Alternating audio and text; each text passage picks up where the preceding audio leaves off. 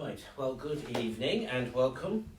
Now we're going to take a slightly different format in the next series of conferences, and tonight is a little bit of an experiment.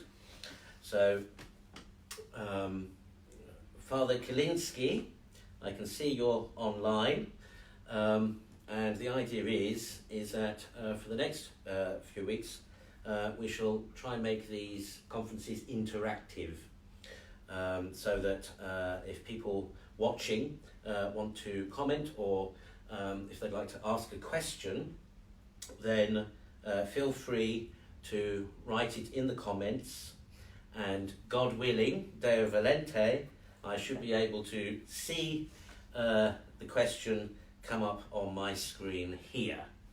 That's the plan. So you're watching through there, and I'm watching through here, and hopefully I should be able to see questions.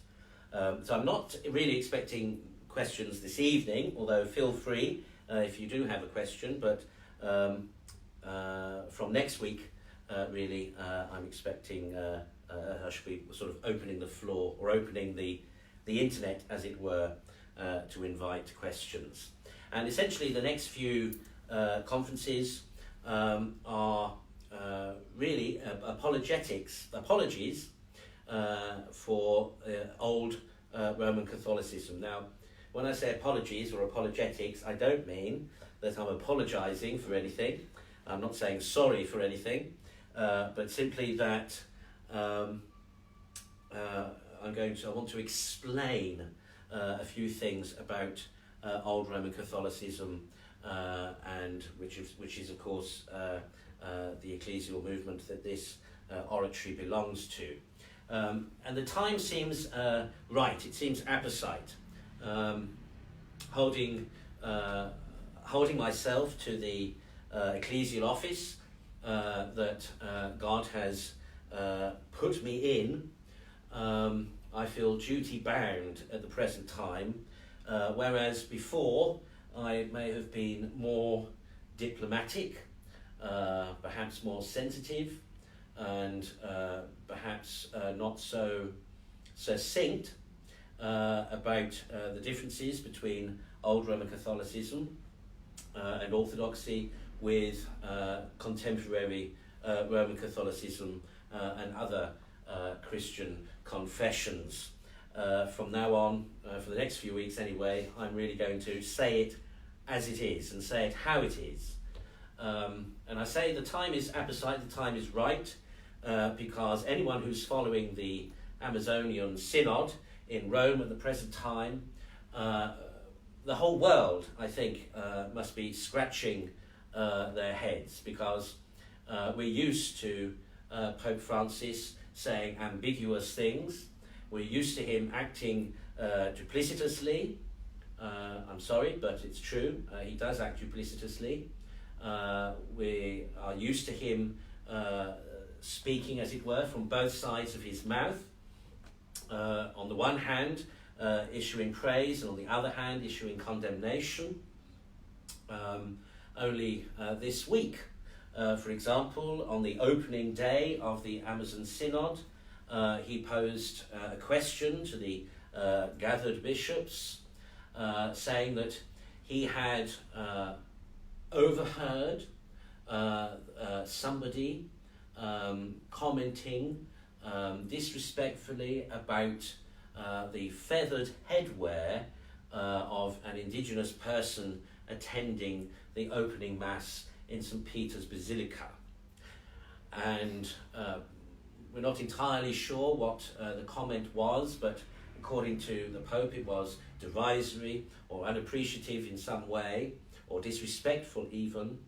And then he posed the question to the gathered bishops and cardinals, and said, after all, what is the difference between a feathered hat and the three-cornered hats that most of our dicastery members wear here?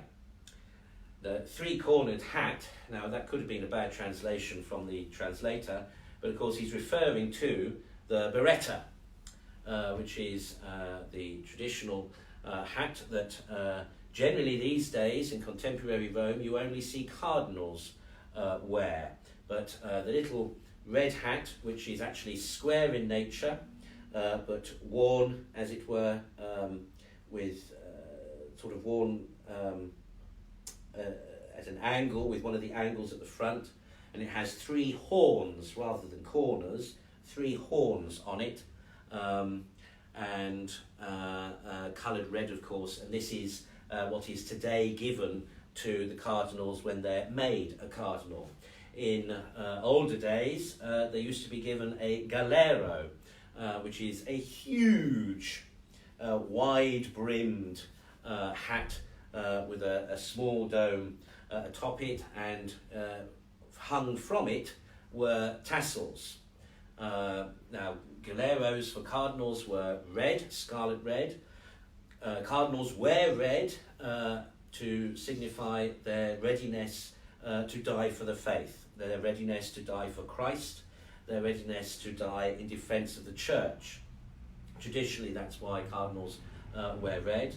So their galeros, their hats, their cassocks and everything are scarlet red. There are other similar galeros for bishops and for priests. The priest is generally recognised as the Cappello Romano, which even Pope Francis described last week as resembling the planet Saturn. That is to say that, again, it has a wide brim and a small dome. Now, interestingly enough, when he mentioned it last week, he suggested in a derisory way that the priests, and he particularly mentioned young priests, that can be seen, he says, walking around in their cassocks with these hats resembling Saturn, is how he put it, betray a moral rigidity, as if there is, they have some obsession with sin, is what he was suggesting. These comments alone, you see, are in some ways quite shocking. One would, if Benedict XVI or John Paul II or Paul VI or any previous pope had said anything of the like in public, it would have caused quite a shock. The truth of the matter is that Francis has introduced this kind of laissez-faire informality about the papacy now.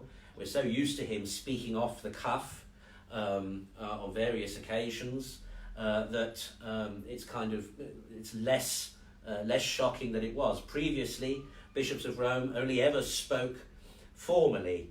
They would only give prepared speeches. They would only give prepared homilies. They certainly wouldn't generally express their personal opinion about something, in the sense of their personal likes or dislikes or preferences about anything. Generally, when popes spoke before, they only spoke about the faith. They didn't speak about other things.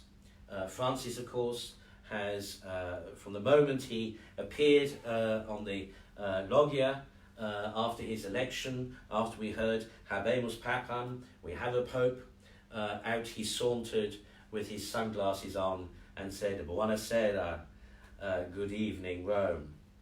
From then on, things have just gotten crazy, we have to say. So on the one hand, we have, so Francis on the one hand is suggesting to us that we needn't be, that we shouldn't be concerned with, let alone fussed about our own cultural traditions within the church, and at the same time we must show every deference to the cultural accoutrements and behaviours and attitudes of everybody else. And he really means everybody else as well, so that he would include in that a deference that ought to be shown to Muslims, to Jews, aside from other Christians, and to all sorts of other cultures. And of course, one of the things going on at the moment with this Amazonian Synod is a huge deference is being shown. Francis seems deliberately to be encouraging a huge deference shown to the indigenous peoples and their indigenous ways, shall we say, so that they have been indeed encouraged to appear in their traditional tribal costumes. In fact, none of them have yet. They all seem to be wearing Save the Amazon Forest type t-shirts rather than grass skirts. But some of the tribal leaders have indeed been wearing their feathered headdresses.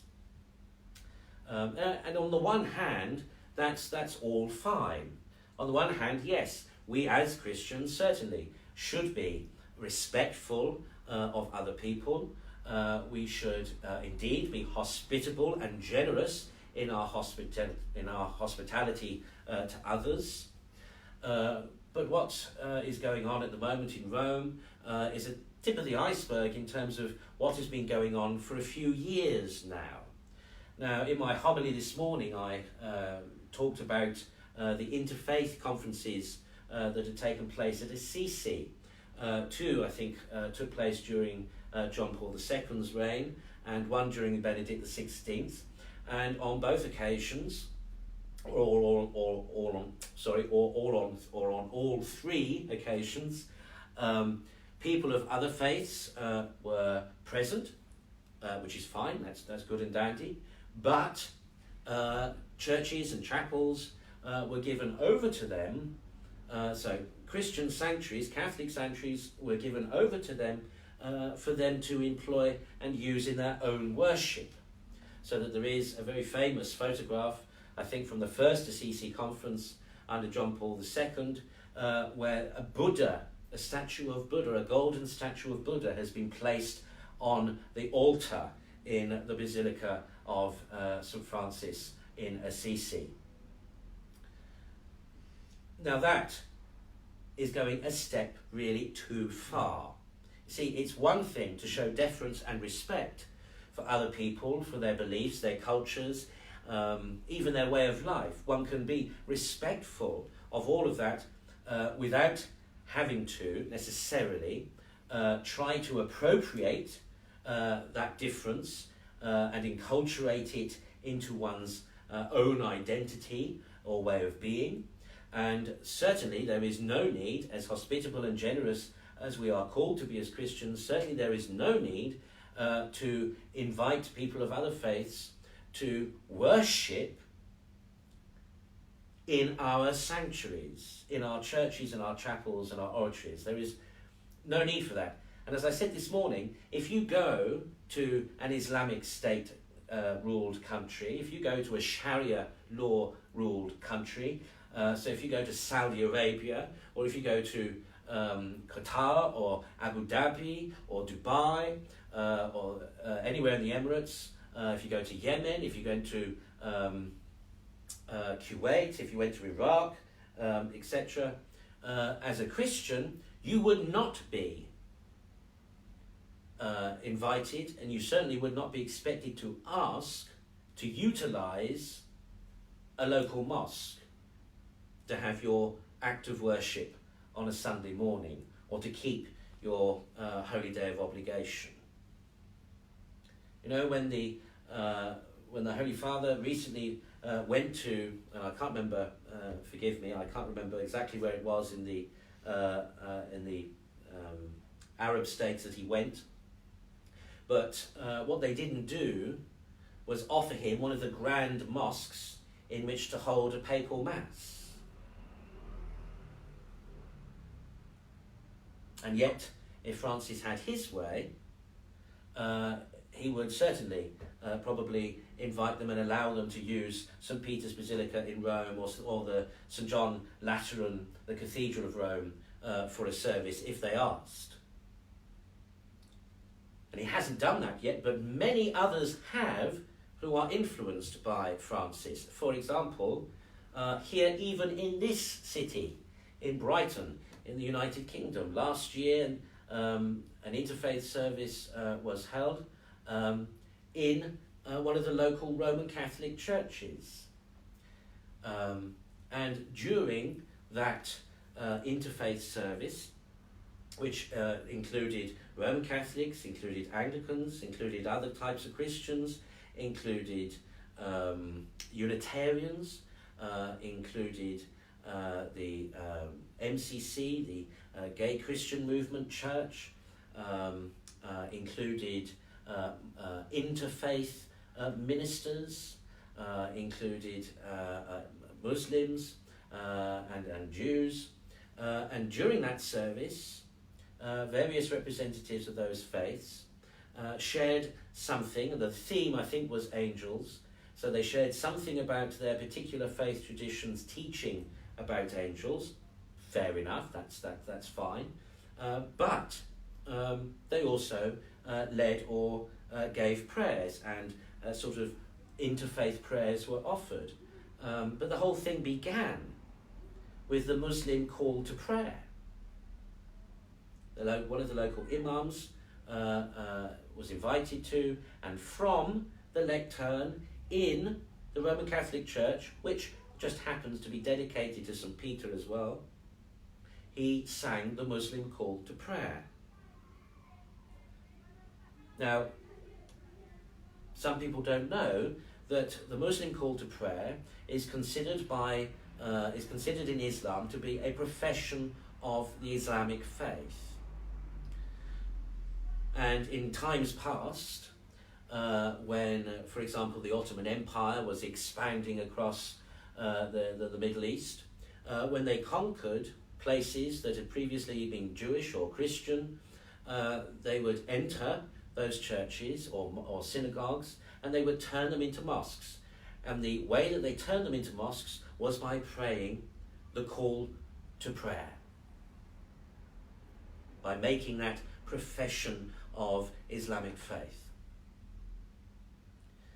Now, subsequently, other cathedrals, other churches in this country have similarly had interfaith events, and similarly portions of the Quran and other people's holy scriptures have been read, but on each occasion too, the profession of faith, the call to prayer, has also been sung.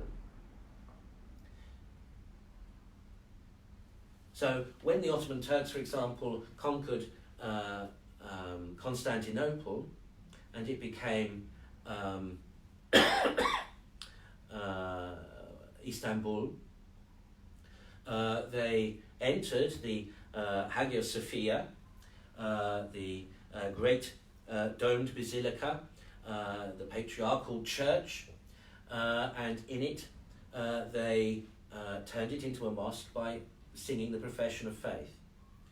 So now, technically speaking, according to Sharia law or according to Islamic tradition, there are now various cathedrals and other churches around the UK that technically have been turned into mosques. Now, please understand me, because I have indeed many Muslim friends. I have great respect for some of them and for the peaceful adherence of the Islamic faith, absolutely no problem. And I also know that they don't consider, on the whole, this act of profession of faith or singing the profession of faith in another venue as automatically making it a mosque. They don't. And that's why they're not insisting on it either. So it's not as if they sung it in the cathedral at Edinburgh and then insisted that they come there next Friday and say their prayers. But what I'm simply trying to illustrate is the way in which actually Christians, by behaving in this way, are actually denigrating their own faith. Now, some clever people might say, oh, no, on the contrary, surely it means that we're so confident in our faith that we have no problem somebody else worshipping another deity within our sanctuary, because our God is the only God, and therefore anything they do or say can't have any effect. I think that's what the more intelligent among them might suggest. But of course, how can that be? That doesn't stand. That doesn't stand against the Ten Commandments. Thou shalt not worship any other graven images.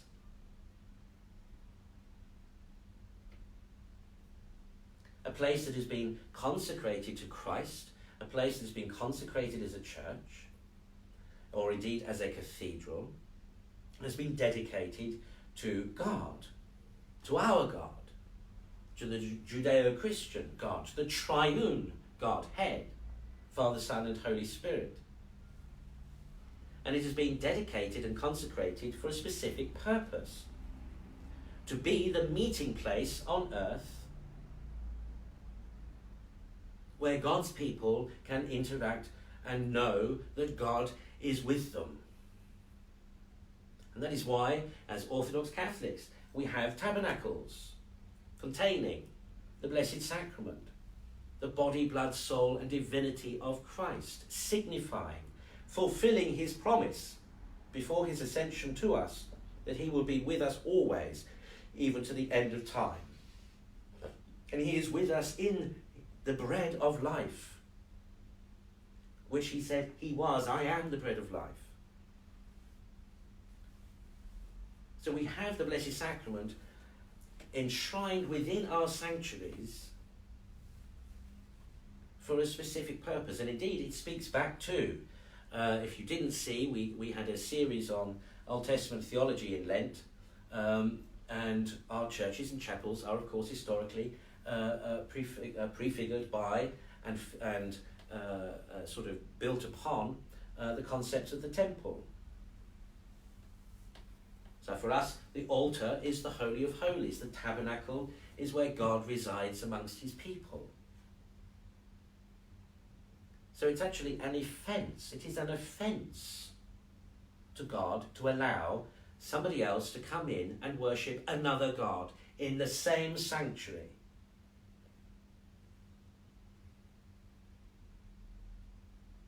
It's just not on. It's just not on.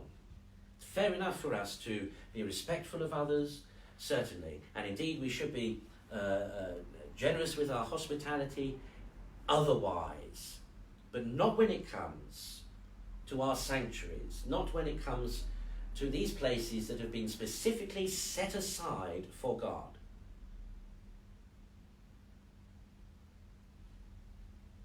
For worship of the true God. I mean, after all, that's why we're Christians, isn't it? That's why we go to church, to worship the one true God. That's what we believe.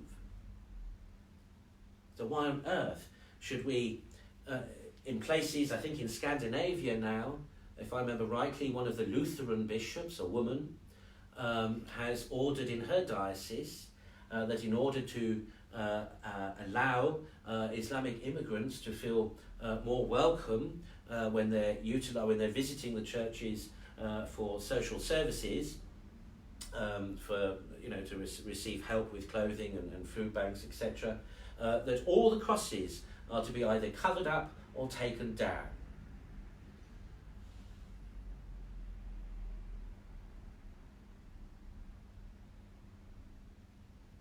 But if you go to an Arabic state, if you go to an Islamic state, you go to Cairo in Egypt and you stay at the 5-star Sheraton Hotel right there in the middle of the city by the River Nile, and I can tell you that at 5 o'clock or whatever time of day it's supposed to be, you will hear all, however many number it is, but certainly there must be about 25 in the local vicinity mosques, and the call to prayer being sung from the minarets or being played on a loudspeaker.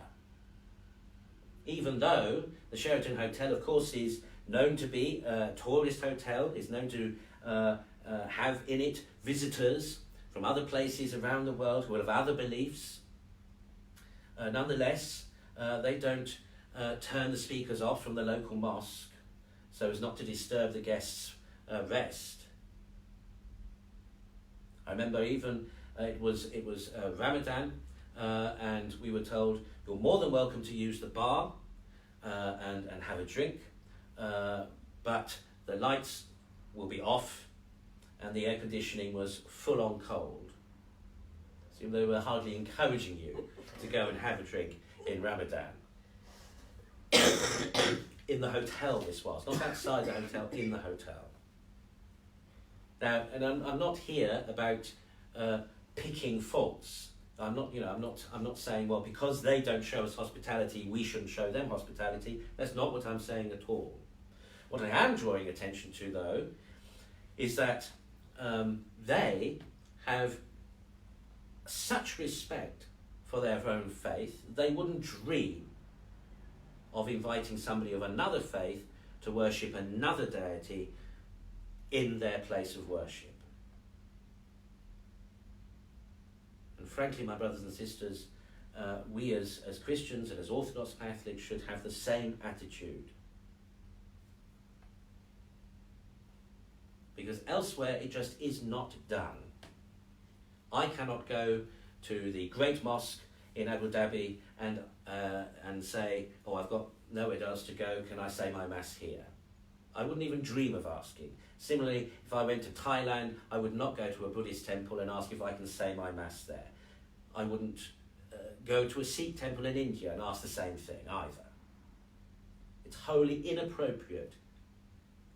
It's wholly disrespectful.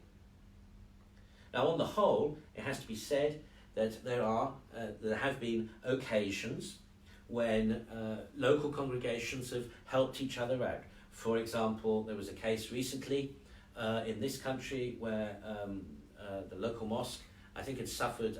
I'm not sure if it had been suffered an arson attack or a flood or some problem there was with the mosque, and so the local church offered them to use their building. And they ended up, I believe, using the church hall because at the moment, because in the Amazonian Synod, what they're openly discussing is they're saying that in the Amazon, the indigenous peoples should be able to retain some of their cultural practices and at the same time be Catholic.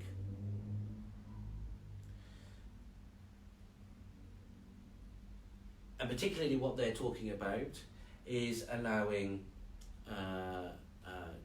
tribal chiefs to become priests, to be ordained as priests for necessity and as married, in order to ensure that as many people as possible may receive the Eucharist. That's one of the excuses that is being given at the moment. And we have seen during Amazon Synod ceremonies ambiguous at best scenarios where, for example, last Friday afternoon at a tree planting in the Vatican Gardens, a ceremony to consecrate the Amazon Synod to the patronage of St. Francis of Assisi, that was what the liturgy was supposed to be about, to all intents and purposes looked like a syncretist pagan liturgy with kind of Christian overtones. So, of course, the psalms were sung, the canticle to the sun by St. Francis of Assisi was sung, a tree was indeed planted, and the Holy Father did that. But at one point they had this big blanket in the middle of the grass, and on it various artifacts from the Amazon, including a crude, a sort of primitive style carved wooden statue, two of them, of naked pregnant women. And at one point they were dancing around this blanket in a circle, and this was indigenous people and Franciscan friars and nuns danced around this blanket and then fell to the floor and bowed low. Profound bows were made to the centre of the blanket.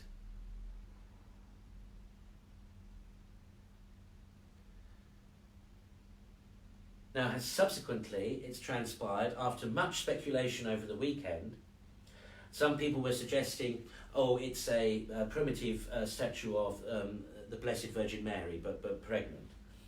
Some others said, oh, it was a representation of the visitation of Mary to Elizabeth, that the other pregnant woman was Elizabeth and the other statue was Mary. These were the most charitable, it has to be said, suggestions, but it transpired at a press conference yesterday by one of the Brazilian bishops who has a diocese for the Amazon, who said, in a kind of very vague sort of way, but suggested that the carved wooden statue of the pregnant lady was, he didn't name it, but he said it represents womanhood, it represents motherhood, it represents fertility, it represents all this sort of language that we recognise as being paganistic. Expressly, he did not say that it was, in fact, an image of the Blessed Virgin Mary, but a crude one. He didn't say that. That didn't even enter his head.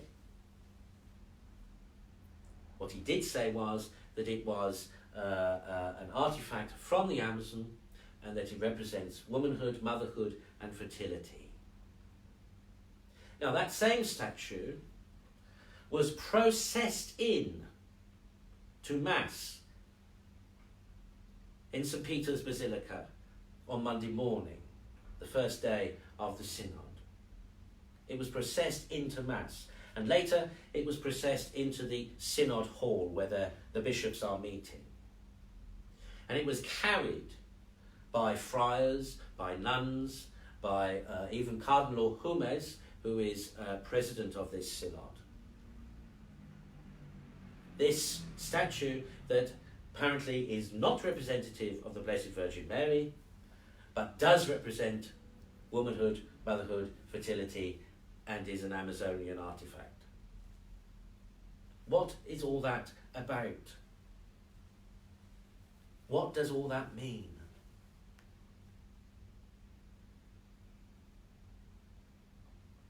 That, together with all the worrying subject topics for discussion at this synod, married priests, women's ministry, liturgy, changes to the liturgy, to encapsulate indigenous cultural practices, ritual practices. You see, in all of this, what they're trying to suggest, you see, is that it's all the same God. So all spirituality is okay because it's all spirituality.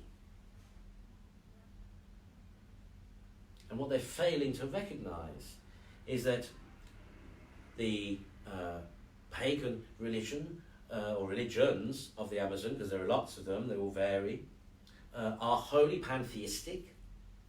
Their concept of God is nothing like the Judeo-Christian concept of God, nor the Western philosophical concept of God. They don't have a concept actually of an overarching God. The nearest that they come to with that is something approaching another deity known as Gaia, Mother Earth. Indeed, in many ways, paganism is an inverse of Christianity and of God's true religion, where we are directed generally to look up and to think higher, reference God and divinity. In paganism, it's all the other way around. It's all down to the earth.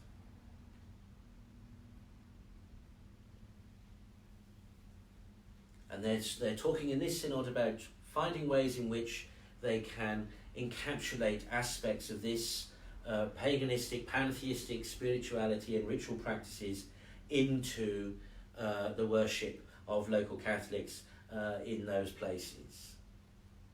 So they want to be able to sing traditional tribal songs at Mass. And where those tribal songs may previously have had, or where they do contain, a pantheism in terms of concept, in terms of the words and the meaning and the spiritual intention behind them, those should be welcomed and embraced within the church. Because it's all one God, it's all one spirituality. And we know, for example, that Pope Francis has himself spoken about a homogenization of religion, of a global religion, of a one world religion, just as he's spoken in the UN of a one world government. Now, I don't go for all those extreme right-wing conspiracy theories about Freemasons and one world governments and all the rest of it. I listen prudentially, I take it in, I hear what they're saying, and I'm sad to say that sometimes aspects of what they're saying manifesting themselves in the present time. In the present time, in the attitude of the United Nations, for example, in the attitude of our politicians, in the attitude of Pope Francis.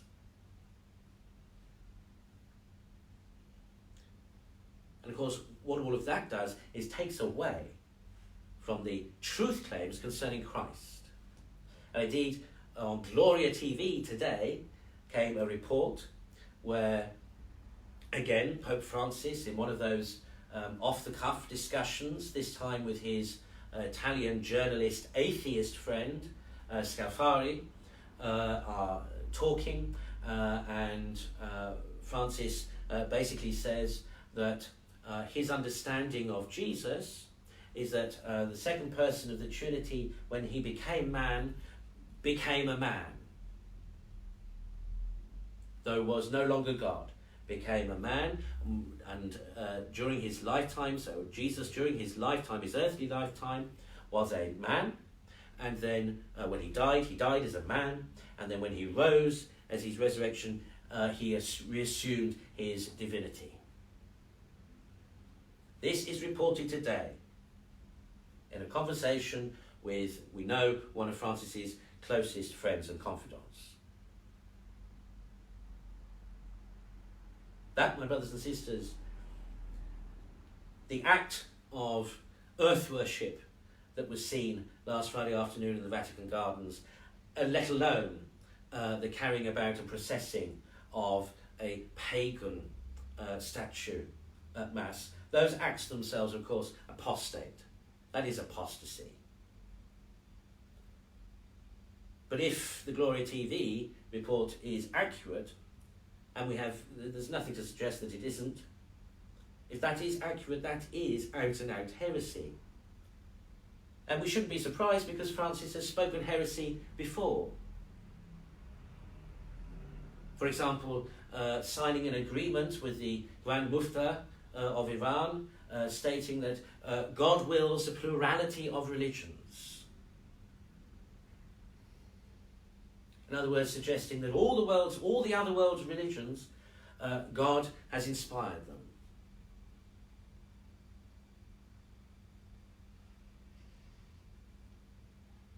So here, my brothers and sisters, the evidence seems to suggest to us that there is a man, as Bishop of Rome, who does not believe that Jesus Christ was true God and true man, as we profess in the Nicene Creed, and as we professed in the praises at the end of benediction this evening. He does not believe that Jesus was true God and true man at the same time in his earthly life and ministry. And he sees no difference between the truth claims and philosophies and ideologies of all the other religions with Christianity.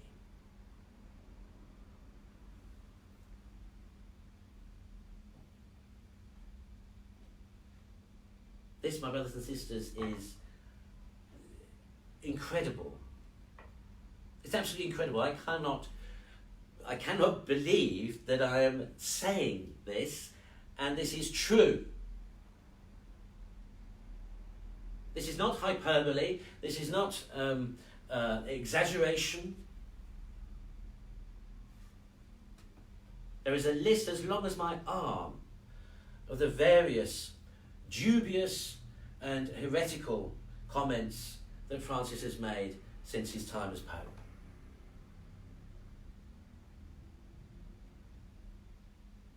And all this ambiguity, you see, he never clarifies. He never clarifies. Even when he is using derogatory terminology or references or language or whatever to his supposed enemies, he never actually says who they are.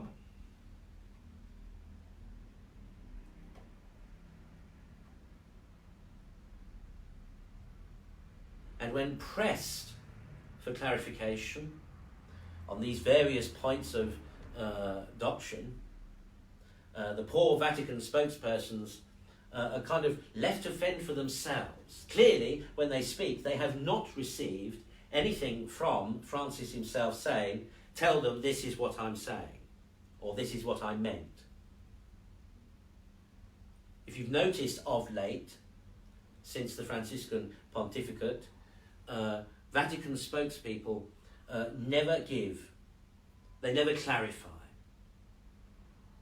And they always couch things in vague, general terms, suggesting that he might have meant this, or it may be in this context. Clearly, what they haven't been given is a statement from Francis himself to say, "This is my answer."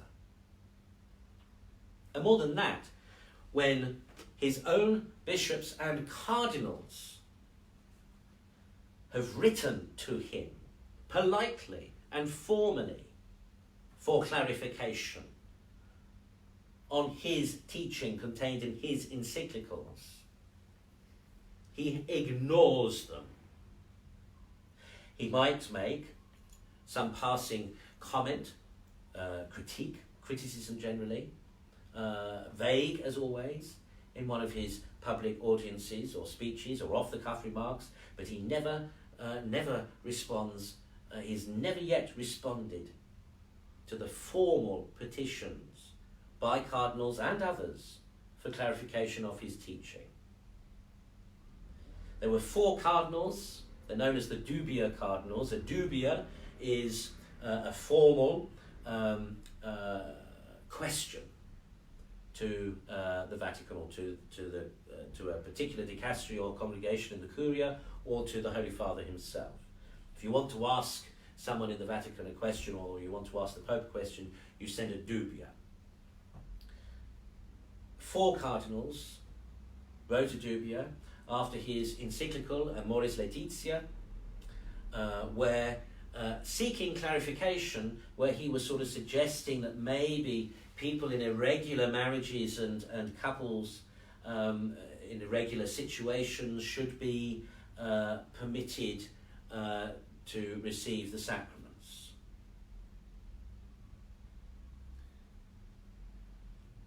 He has never replied, and since 2 of those cardinals have died.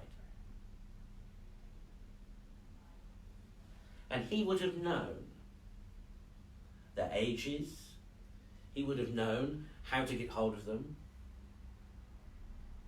but he let them die without an answer. Now that's just rude. If somebody wrote a heartfelt letter to you, and you knew they were towards the end of their earthly life, and you knew that that letter was full of sincerity, surely you would make time to reply. Just as a compassionate person, surely. So imagine then, if you're the Pope, if you're supposed to be the most Christian of Christians, and a colleague of yours, a cardinal, retired in Rome, whose long and prestigious career you are fully conversant with. You know that from his days in seminary all the way up to his days as a curial cardinal, you knew everything about him. You know everything about his books and what he's written and his teaching. You know about his holiness of life. You know about his personal integrity. And said cardinal has taken the time to write to you in all sincerity, deliberately to seek clarification on something you wrote. Why would you not reply? Why would you not reply? Why would you snub such a colleague, such a brother in Christ?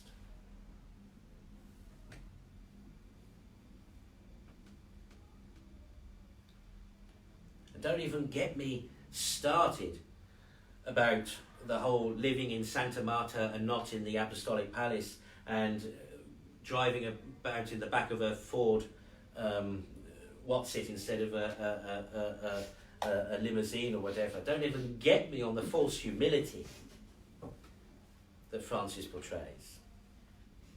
And it is false humility. Everybody else knows, for example, I'll tell you, as a traditional bishop, in formal pontifical liturgies, I'm not supposed to do anything for myself. Everything is done for me. And if I let them, they'd even dress me. In fact, undress me and dress me in public. To do it, if we were to do it, the whole lot, which takes hours. But in the traditional rite for the pontifical mass, a solemn pontifical mass, there is a huge solemn procession of greeting of the bishop at the door. He comes in, comes before the Blessed Sacrament, then he's taken to the throne, then he's divested and revested, and all the rest of it in public. There's oodles of servers and assisting priests and other clergy and everything else. It's a huge big deal. And I can tell you that from experience, that is an extremely humiliating experience. And it's extremely humbling experience.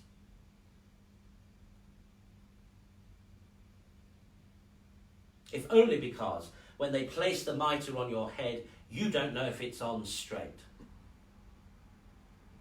It's never comfortable when anybody puts a hat on your head. You automatically go to adjust it yourself. It never feels right when somebody else puts an ordinary hat on your head. Believe you me, when somebody is putting an 18-inch gold mitre on your head, it is not comfortable. And you feel constrained. Because of convention, you feel constrained that you can't just put your hand up and quickly just set it right. You can't. And so it's incredibly humiliating. Well, likewise with the Pope. There is certain protocols, certain formalities, etc. that go with the office. Because it's about the office. See, if I celebrate Pontifical Mass, it's not because of me, it's because I'm a bishop. Likewise with Francis, certain things were done in certain ways for popes because of the office of Pope, not because of the individual.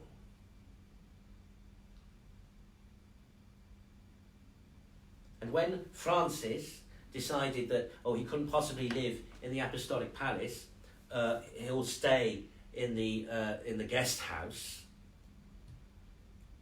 and everybody thought, how humble and what such humility. Humility, nothing. The humble attitude would have been to accept the conventions, to accept the formality of the office, and to have just gone along with it. But to reject it all and have fuss made about accommodating you with something else, that is not humility, my brothers and sisters. And consider that whilst on the appearance, on the surface, you may think, oh well, you know, obviously living in a bedroom in a guest house is, you know, obviously there's no costs and blah blah blah. Nonsense.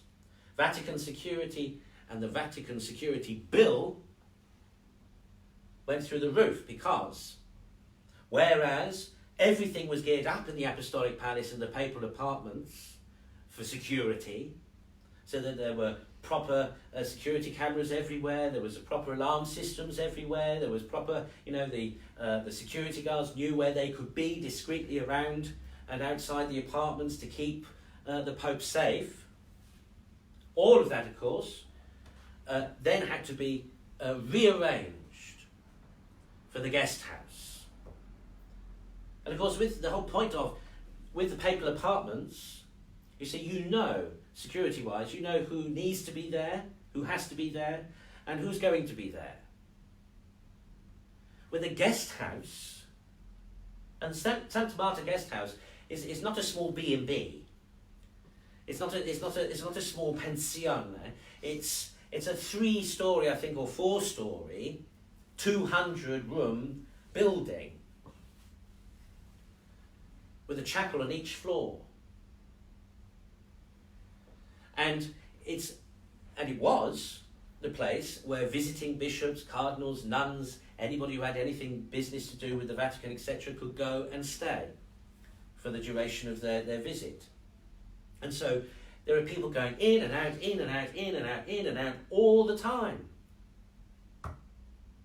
Nightmare for security. With the papal apartments, that you knew that only certain types of people would be there. The diary appointments would generally be prestigious. So the visiting heads of state and all the rest of it. Santa Marta, you've got every Tom, Dick, and Harry coming in and out, in and out, in and out all the time. With the Vatican apartments, with the papal apartments, you know, you've got one cook, maybe with a helper, to cook for the Holy Father. You know that it's a small kitchen, you know what's ordered, what's delivered, how it gets there, who delivers it, what time, when, same every week, blah, blah, blah, etc. Easy, no problem. You can monitor that, you can watch that. When you've got a catering operation going on for 200 people every day, 3-4 meals a day, with all the catering staff, all the catering deliveries and supplies, as well as all the visitors coming in and out, etc. as well, that's not an easy thing to maintain security over. Not for a head of state.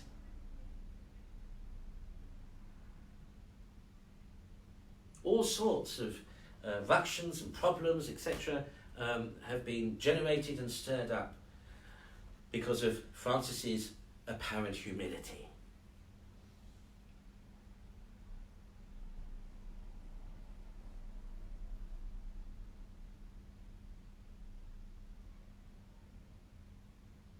So, I apologise for that rant, because actually I haven't really talked about anything that I was going to talk about.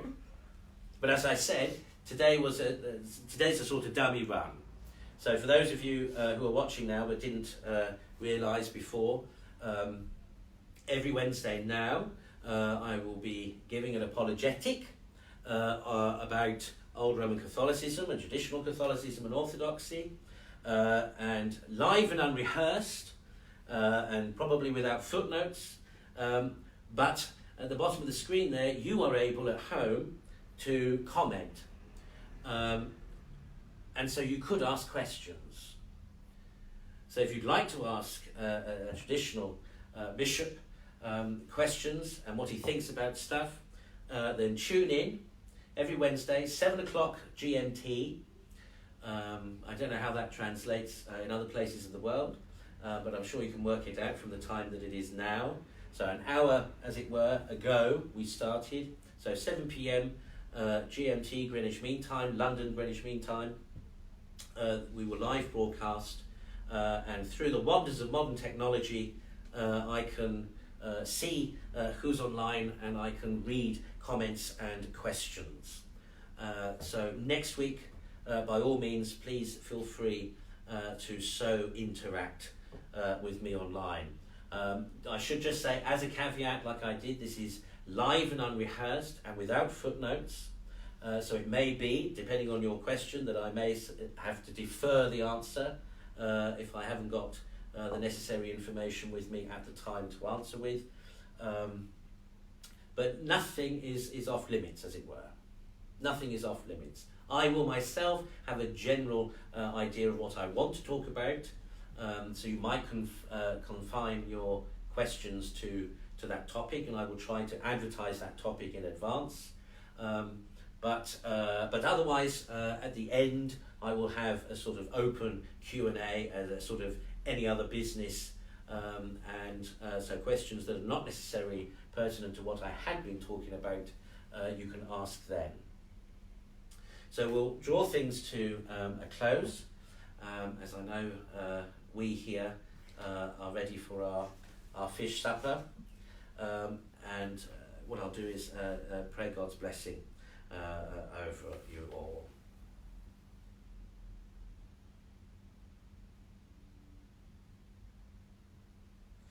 May the peace of God, which passes all understanding, keep your hearts and minds in the knowledge and love of God and of his Son, Jesus Christ our Lord. And may the blessing of God Almighty, the Father, the Son, and the Holy Spirit descend upon you and remain with you always. Amen. Amen.